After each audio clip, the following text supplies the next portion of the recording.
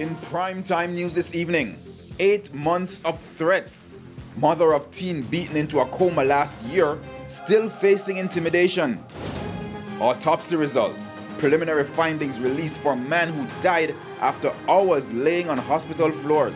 And later, still no charge 1 week after gruesome Portland murder. Good evening and welcome to Primetime News. We're live on air and online at onespotmedia.com. I'm Herman Green. Also this evening, the Business Day, Primetime Sports, Sports Commentary, and E-Prime. But before the break, here is our feedback question.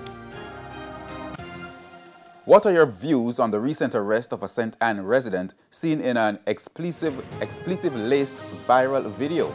Share your comments online, facebook.com/televisionjamaica, or tweet @televisionjam. Please stay with us. Primetime News returns right after this break.